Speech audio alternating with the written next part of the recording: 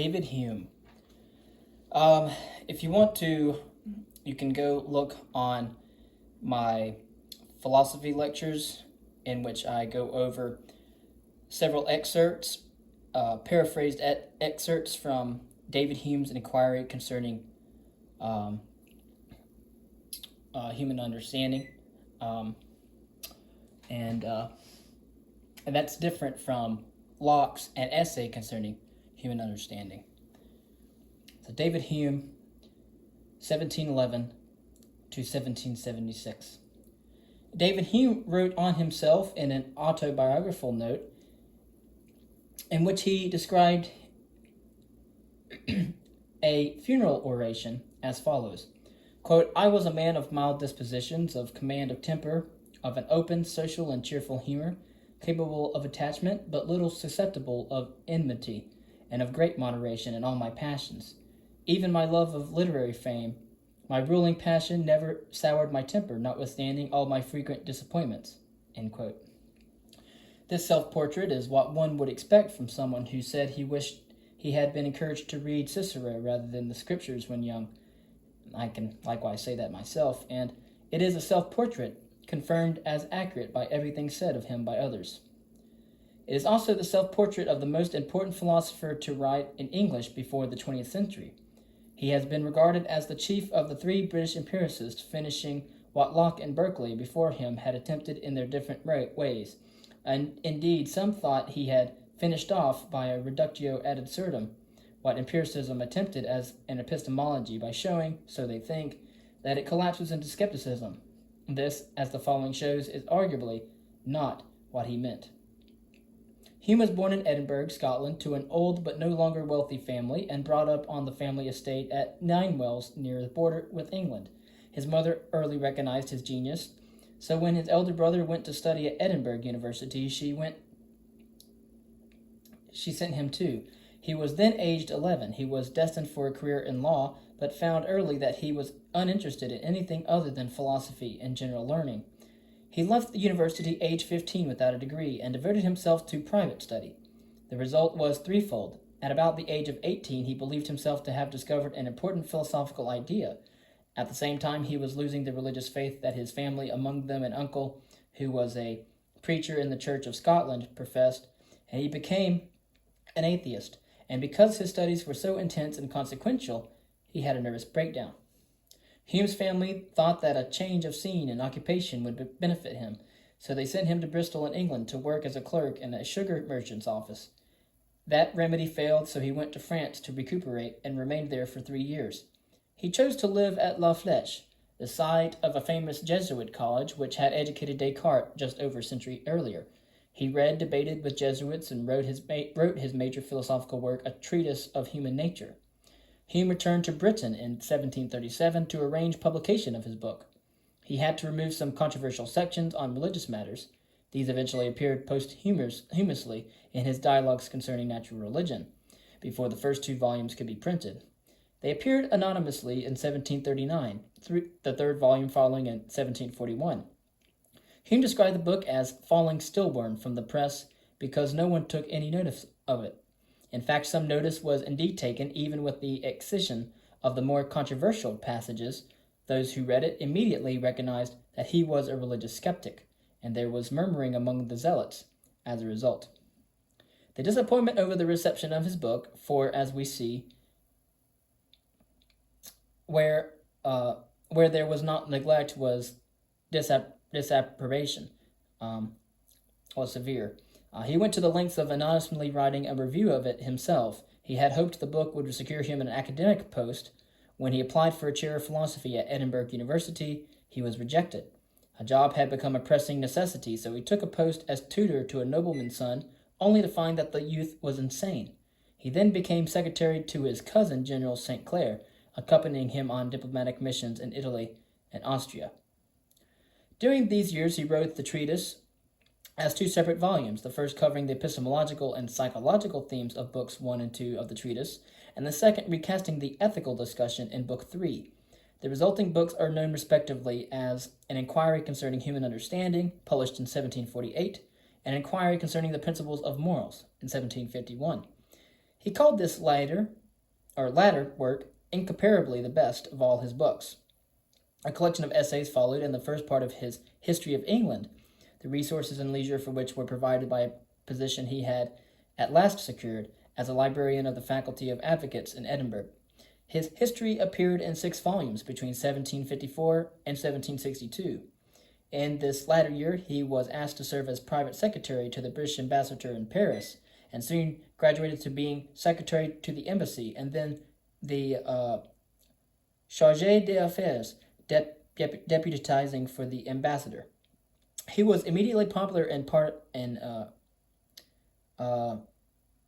many circles, earning the Sabre de la David in its salons, as much appreciated for his enjoyment of good food and wine as he was celebrated for his intellectual qualities and conversation. When he returned to Edinburgh, he was able to build himself a house in the fashionable and handsome New Town, and there to enjoy the company of both the scholarly and the young and careless. He died of cancer in 1776, facing his demise with equanimity and good cheer, much to the anxious amazement of James Boswell, who hurried to his deathbed to see how the great infidel would face death without the comforts of religion. Hume had prepared his dialogues concerning natural religion for the press beforehand, and it appeared not long afterwards. He also wrote a notice, the advertisement, for his publisher, saying that his treatise was juvenile work, and that the 2 inquiries contained an accurate and complete account of his philosophical views. This judgment has not commanded the assent of subsequent philosophers, for whom the detail, interest, and depth of the treatise outstripped the inquiries. When Hume published these latter, he wrote to a friend, Adu dum minuo, I add by taking away. But he had taken away much of the granularity of argument which in the treatise constitutes what is valuable in it. For this reason, the treatise is regarded as his most important work. In books 1 and 2 of the treatise, and its more accessible version, the First Inquiry, Hume begins by addressing the same problems as had exercised Locke and Berkeley, but with important differences. Locke had aimed to give a general theory of knowledge. Knowledge is about relations of ideas, and contingent or empirical knowledge is effectively probabilistic. Berkeley had offered a metaphysical answer to the epistemological problem. The nature of reality explains how we know, for the substance of reality is mind, and experience consists in having ideas. Hume saw that their views turned crucially on their respective theories of the nature of mind. He accordingly set himself to state what we would now call a philosophical psychology, which he described as a theory of human nature. His aim in doing this went further than the aim set by Locke and Berkeley. They had wished to explain knowledge and how we get it. Hume's aim was to explain how a discussion of these same questions tells us something of great importance about the principles of ethics, which is the topic of Book 3 of the treatise and the Second Inquiry. Hume's advancement of the debate beyond the problem of knowledge itself was made possible by the historical setting in which he lived, namely the Enlightenment.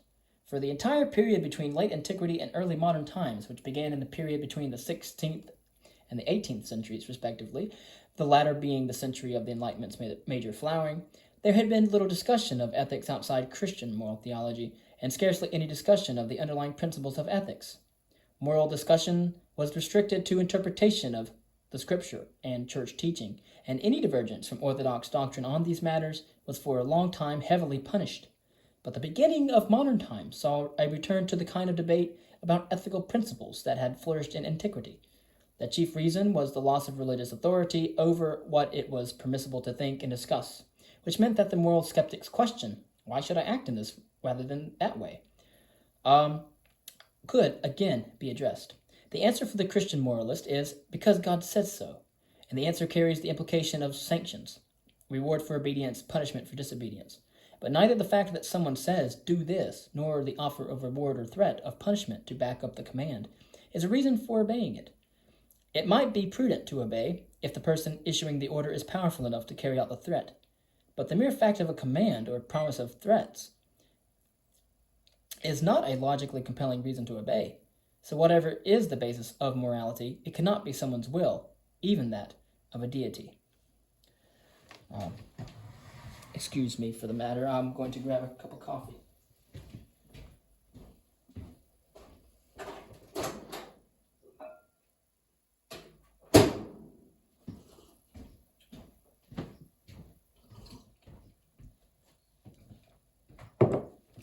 This is what prompted Hume's question about the general foundation of morals, whether they be derived from reason or from sentiment, whether we attain the knowledge of them by a chain of argument and induction, or by an immediate feeling and finer internal sense, whether, like all sound judgment of truth or in falsehood, they should be the same to every rational, intelligent being, or whether, like the perception of beauty and deformity, they will be founded entirely on the particular fabric and constitution of the human species.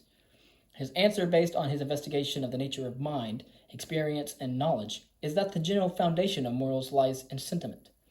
The linked points that raised questions in opposition to him were his denial that it is either reason or the will of a deity that provides the foundation of morality.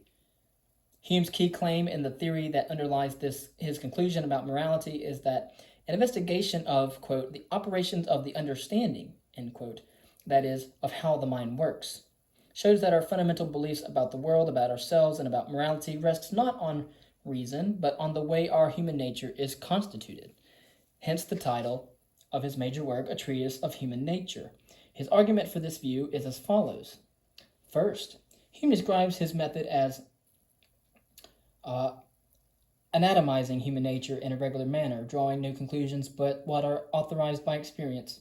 So he is engaged in an empirical examination of the way our minds and sentiments work. He saw himself as doing for moral philosophy what Sir Isaac Newton had done for natural philosophy. Newton had stated a principle, the principle of gravitation, which explains much about the way the universe works. Hume offers a principle, the principle of the association of ideas, which is the corresponding explanatory principle for the workings of human nature, because in his view it explains experience, belief, causation, induction, our concept of the self, and the limits of reason. Starting absolutely from scratch with austere reliance only on what we experience in consciousness and making no assumptions about an external world or anything else, we can note, says Hume, that all our perceptions are of two kinds, impressions and ideas. They differ only in their degree of vivacity or liveliness. Impressions are more vivid than ideas. The latter are faint copies of the impressions. There are simple and complex impressions and simple and complex ideas. Simple ideas are direct copies of simple impressions. But complex ideas can be built by the power of imagination out of many different simple impressions and other ideas. Hume says that he can imagine a city with streets of gold and walls of rubies, though I never saw any such. Note the important claim that ideas are copies of impressions. One never has an idea that was not at first an impression. Obviously, an impression, or something pressed on, is what we normally think of as caused by the external world pressing on our sense organs, or by the pressure of an inner feeling in consciousness. But because we do not yet have a ground for thinking that there is an external world, we cannot speak this way. We must limit ourselves just to the experiences themselves. So we note that ideas are fainter copies of impressions which precede them, and we can say that we are not entitled to think any idea is valid unless it arises from a preceding impression. This is the empiricist constraint. A second vital point for Hume is that every simple impression is atomic. There are no logical or necessary connections between impressions. They are independent and self-standing. Yet the simple ideas which arise from these impressions combine together in orderly ways, as if there were some bond of union among them, some associating quality by which one idea naturally introduces another. This associating quality is a gentle force, which commonly prevails, nature in a manner pointing out to everyone those simple ideas which are more proper to be united in a complex one. There are three kinds of associating of relation between ideas. Resemblance, if ideas are similar, they will connect. Continuity in place and time, if ideas often occur together, the mind will run from one to the other naturally. And cause and effect. Of the three, resemblance, continuity in place and time, and cause and effect, this last is by far the most important. Association also explains belief. To believe something, call the idea of it X. For X to be before one's mind with more force and vivacity than if one did not believe it, as one is just thinking about it neutrally. A standard way for this to happen, Hume says, is when a present impression associated with X, or from which X derives, imparts some of its force and vivacity to the idea of X. The more that ideas are associated together, the more our minds form habits of running from one to the other. This explains our belief in there being a necessary connection between causes and their effects. We think that the cause makes the effect occur, but if we look for an originating impression of the idea of causal necessity, we do not find one in the conjunction between the cause event and the effect event. Instead, we find in the habit we have formed of going from the idea of the cause to the idea of the effect. We feel an impulse to move from the idea of the cause to that of the effect, and we project this felt necessitation onto the world. It is therefore the way our minds are built that makes us think as we do about causality. And this applies also to our belief that there is a world existing independently of our experience. We simply cannot help believing it. And it applies to our belief in the reliability of inductive inference, which in large part rests on the belief that the future will resemble the past. We are just built to think these ways. There are no philosophical proofs of these points. We cannot establish them by reason. It is consistent with this view that Hume's contribution to the debate started by John Locke about the self and self-identity is to say that the idea of the self is a mere convenience. There is in fact no such thing other than the word we use to denote what we imagine to be a single enduring entity. And so I guess you could say this is an illusion. The self is an illusion or created conventionality. His reason is that there is no originating impression one can find by looking within for the self. All one will find on introspection is a bundle of impressions and ideas that happen to be occurring together at that moment, and which is continually changing. We think of these mutable bundles as a persisting self because the association between the ideas constituting them lead us to interpret them in that way, just as the constitution of our minds leads us to believe without option in an external world in causality. Hume's theories of belief and habits of mind, based on the theory of the association of ideas, yields the same result here as with the other topics. Hume concluded that once we understand the way our minds function, and how this solves the traditional epistemological, metaphysical, and ethical questions of philosophy, we will agree with him on an important point. This is that our minds engage in two general kinds of activity: comparing ideas and inferring matters of fact. Relations between ideas are grasped either by intuition, as when one sees that 1 + 1 = 2, or by demonstration, as when we work out a mathematical proof. So questions about relations of ideas are primarily confined to the arena of mathematics or logic. Matters of fact, on the other hand, are discovered by empirical observation and causal reasoning and relate to how things are in the world. This distinction between relations of ideas and matters of fact led Hume to make a famous remark, quote, "When we run over libraries persuaded of these principles, what havoc must we make? If we take in our hand any volume of divinity or school metaphysics, for instance, let us ask, does it contain any abstract reasoning concerning quantity and number? No. Does it contain any experimental reasoning concerning matter of fact and existence? No. Commit it then to the flames, for it can contain nothing but sophistry and illusion." This was a powerful influence on the positivists and analytic philosophy in general in the 20th century. And as you see, that is a quote coming from the Inquiry, which I have in my philosophical lecture series. It follows from the chain that there are no philosophical proofs of our fundamental beliefs about causality and the independent existence of the world, that this implies to moral judgments also. Here, Hume's conclusion is that there are no objective moral facts out there that we perceive and respond to. Instead, we project our sentiments onto the world. This species of view is known as subjectivism, or in its 18th century version or historical context, sentimentalism. It says that what we regard as good and bad are, respectively, what we approve and what we dislike. Hume's moral theory occupies a position in the debate about the basis of morality, which, as noted, emerges from the weakening of religious control over moral thinking. In the absence of any ground for morality and supposed commands issued by a deity, Thomas Hobbes, and on similar grounds Bertrand Mandeville, in his The Fable of the Bees, written in 1714, had argued that self-interest is what governs people's actions and that good behavior rests on a calculation about the personal benefit that would accrue from it, and likewise the harm to self that might result from bad behavior. There were two responses to this. One is the rationalist view, then often associated with religion, saying that reason shows us how we must act. The other is that the springs of morality lie in human feelings of benevolence and sympathy. This is sentimentalism, and the view that Hume adopted. Hume's chief objection to rationalist morality is that having a reason is not by itself enough to motivate action. Only emotion can do this. There is a reason for me to learn another language, but unless I desire or feel a need to do so, I will not do it. Reason's function is not to prompt, but to guide. Once prompting has happened, it can tell me how to achieve a goal once I am motivated to achieve it. Reason is and ought only to be the slave of the passions, and never pretend to any other office than to serve and obey them, Hume wrote. So reason is and ought only to be the slave of the passions, and never to pretend to any other office than to serve and obey them.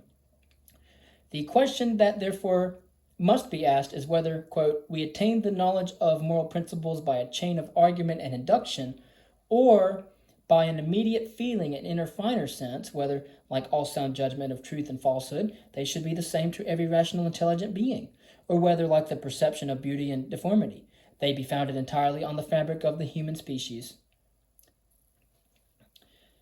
Hume agreed with the view that people have an innate moral sense which determines what counts as good and bad.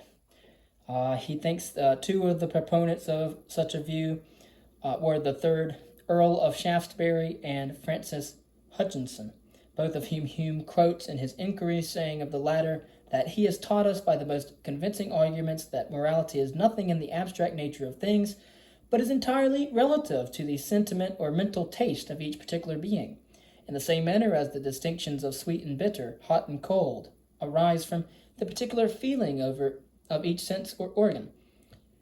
Endorsing this view summarizes Hume's own conviction that moral perceptions, therefore, ought not to be classed with the operations of the understanding, but with the tastes or sentiments.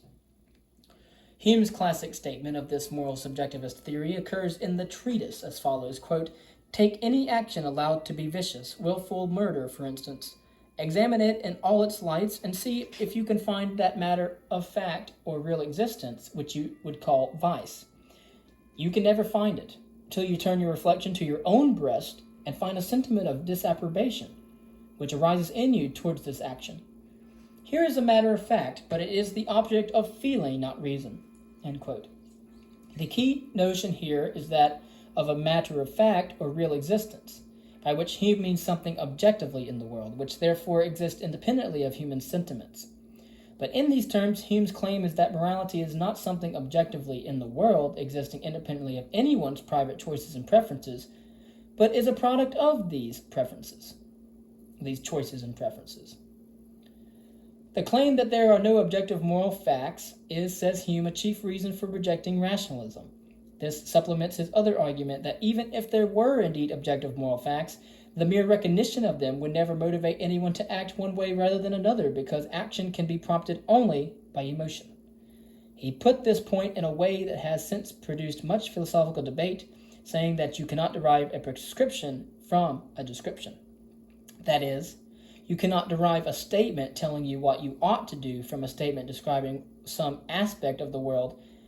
As it is sometimes put, you cannot get an ought conclusion from an is premise.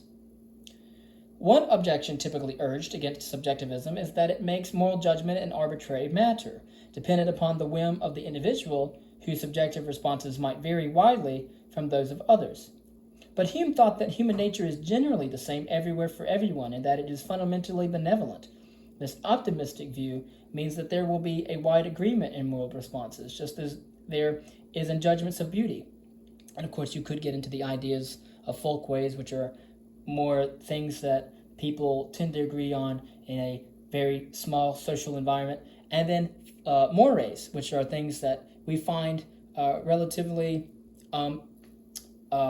the same in most aspects of people existing in different cultures and different societies around the entire globe. So in any case, of course, he acknowledged that differences of opinion arise in both the ethical and the aesthetic spheres, but he explained them by claiming that one or some of the parties to the disagreement must either be insufficiently well informed or confused or deficient in their moral sense. Comparing moral sense to skill in literary criticism, Hume argued that we can refine our abilities as judges and grow more competent, providing that we avoid what he called, quote, the illusions of religious superstition and philosophical enthusiasm, end quote. For Hume, our moral judgments are principally directed at the virtues and vices of the human character. In his view, there are two kinds of virtues, the natural virtues and the artificial virtues, the latter artificial virtues in the sense of being dependent on social conventions. Artificial virtues consist in conformity to socially adopted normalities and include justice, chastity, and the observance of various kinds of duty, for example, adhering to laws and agreements. Whereas the artificial virtues depend on the conventions that specify their content, the natural virtues are found widely diffused among human beings throughout the world because, as their label implies, they are part of the innate human endowment. They include friendship, faithfulness, generosity, courage, mercy, fairness, patience, good humor, perseverance, prudence, and kindness. And Hume saw them as also including the sociable virtues of good nature, cleanliness, decorum, and being agreeable and handsome enough as to render a person lovely or lovable. These last virtues invite criticism, however, on the grounds that they do not depend on an individual's will.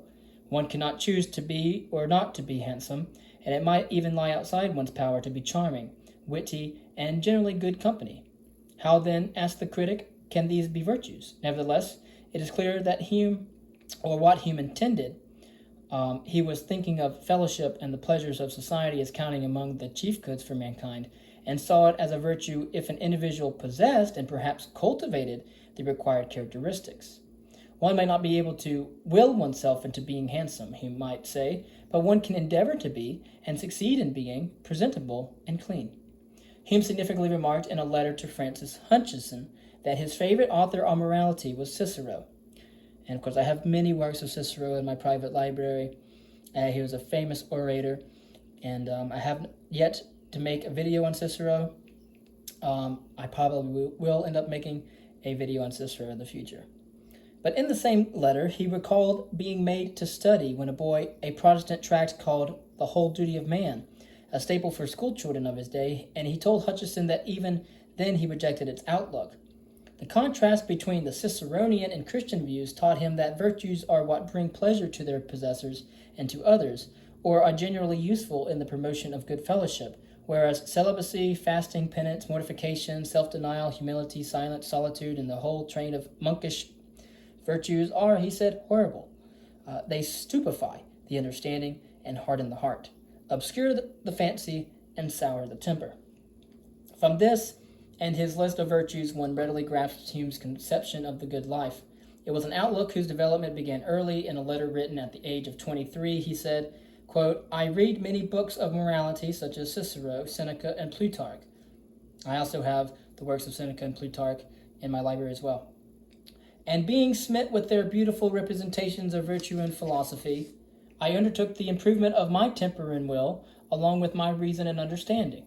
I was continually fortifying myself with reflections against death, poverty, and shame, and all the other calamities of life. End quote. The Stoicism, which forms part of this early view, did not survive whole into Hume's mature work. Its self-denying, self-disciplining aspects yielded to a more cheerful allegiance to the sociable virtues. And Hume practiced what he proclaimed. In common with other thinkers of the Enlightenment, Hume was adamant that philosophy, here in the generalized sense of inquiry and reflection, belonged to the world at large, and not to the academy or the scholar's study alone. The, quote, great deficit of the last age, end quote, he wrote, thinking of the age of the scholastic philosophers which the Renaissance had brought to an end, was that it separated, quote, the learned from the conversable world, end quote. The latter, the conversable world, had lost much as a result, while the learned, quote, had been as great a loser by being shut up in colleges and cells, end quote. The result had been that philosophy had become as chimerical as its conclusions, as she was unintelligible in her style and manner of delivery. The reason for this was that the scholars had lost touch with the world. They, quote, never consulted experience in any of their reasonings, nor searched for that experience, where alone it is found, in common life and conversation. But Hume rejoiced that in his own day men of letters and men of the world were conversing together again, among other things reprising debate about the good life, as has once been done under the shade of the olive trees in ancient Athens of classical antiquity. Thank you.